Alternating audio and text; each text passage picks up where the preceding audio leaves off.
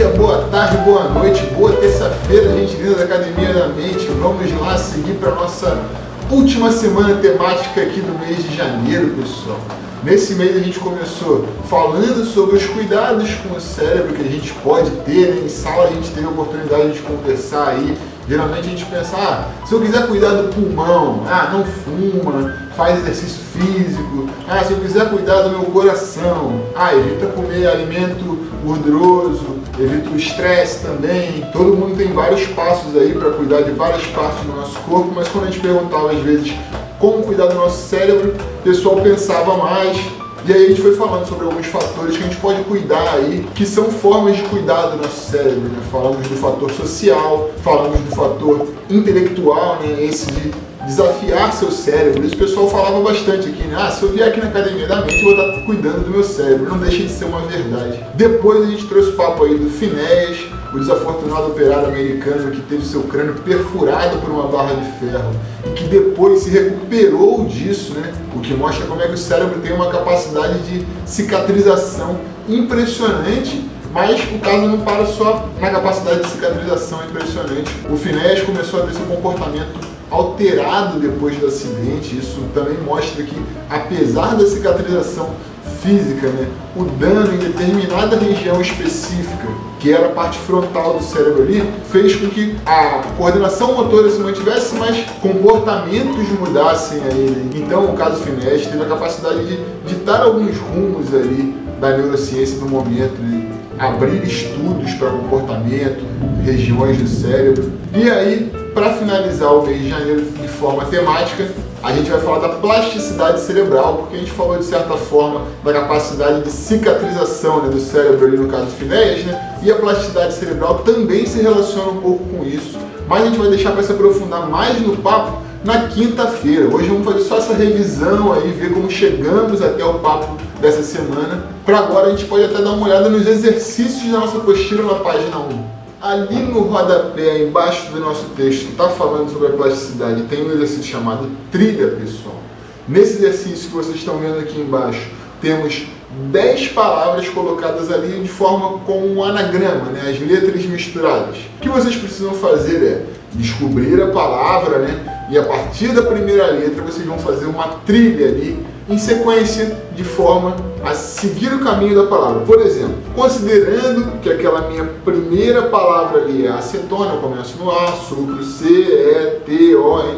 Percebem? Essa cobrinha tem que ser feita em todos aí. Descubram as palavras, sabadão a gente compartilha o gabarito. Vamos à página número 2. Lá no topo a gente começa com um problema simples de lógica, em que ele diz assim, com o seu nome Pão. Fui à padaria comprar pão e encontrei a filha única do pai da minha sogra. Qual é meu parentesco com ela?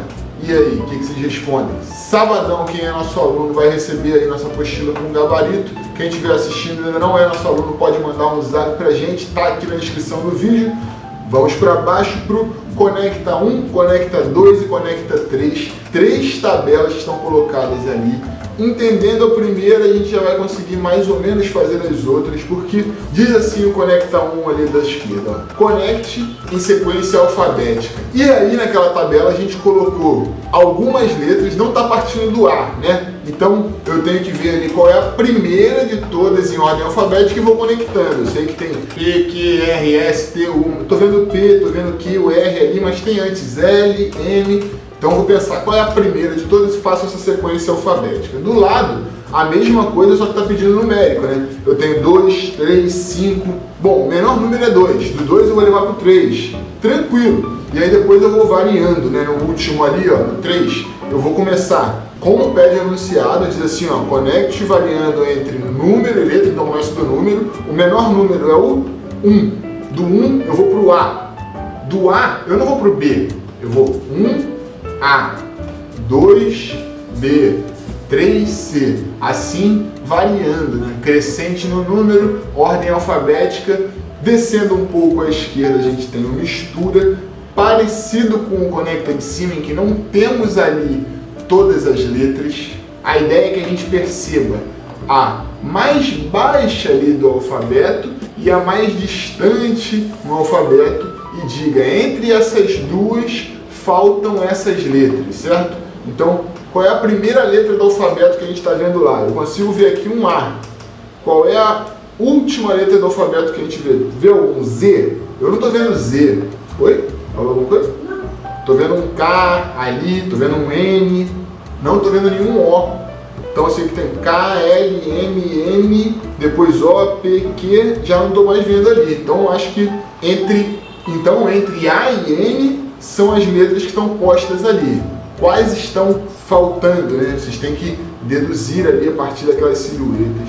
Lembrando que aqui o vídeo é rapidinho explicado, né? Se quiser fazer mais com a gente aqui, passo a passo, em sala, trocando ideia, agenda sua aula aí, comenta aqui embaixo, manda uma mensagem pra gente. Vamos lá para a rosca. Diz assim o enunciado, ó, se cortarmos essa rosquinha com 3 cortes retos, qual a maior quantidade de pedaços que podemos encontrar? Então vejam essa bela rosquinha aí, tem que ser cortada em 3 cortes retinhos, assim, não pode fazer curva, né? Vou fazer esse aqui, depois esse aqui. Não, reto, como se fosse pegar a faca ali e pá, 3 vezes. E eu não estou falando para cortar em pedaços iguais, eu estou dizendo assim, qual é a maior quantidade de pedaços que eu posso cortar essa rosca. Porque, por exemplo, se eu corto a minha rosca assim, ó, verticalmente 3 vezes, eu vou conseguir 6 pedaços. Então, dá para conseguir mais do que isso? Digo que mais do que 6, já dou essa dica que pode. Em casa vocês vão tentar ir descendo um pouco, quase finalizando a página número 2, vem o associação, colocamos ali 4 colunas de 7 palavras, então nós temos 28 palavras, sendo que nós temos 14 espaços vazios ali. Isso quer dizer que cada espaço vai ter uma palavra composta, combinada, certo? A ideia é que a gente junte todas as palavras e não sobre ninguém, não falte palavra para ninguém. Então eu tenho ali chuva, pode ser o quê? Guarda-chuva. Eu tenho guarda ali em outro lugar? Quebra, pode ser quebra-mar, tem mar por aí. Pode ser quebra-nozes também, aí tem mais de uma opção, conheço as duas. O desafio é esse, combinar todo mundo de modo que ninguém fique faltando. E para finalizar nossa terça, descendo um pouco, vem frase número 1. Vai aparecer mais vezes aí durante a apostila, então entendendo essa já é importante. O enunciado me pede para que eu crie frases ali usando as 2 palavras, tá? Então a ideia já não é mais como a gente fazia lá no ano passado, né? Que é palavras-chave ligando uma até a outra. Ah, lâmpada me lembra vidro, que me lembra tal coisa, que me lembra machucado, sabe? Não. Aqui a gente vai fazer uma frase. Então, pneu e festa. Como é que vocês colocariam pneu e festa na mesma frase? A gente tem um espaço ali para a frase. Joia e camelo. Como é que vocês juntariam camelo e joia na mesma frase? Tá colocado o desafio aí de terça-feira. Quinta-feira a gente volta com mais ideia. Grande beijo e até lá, pessoal.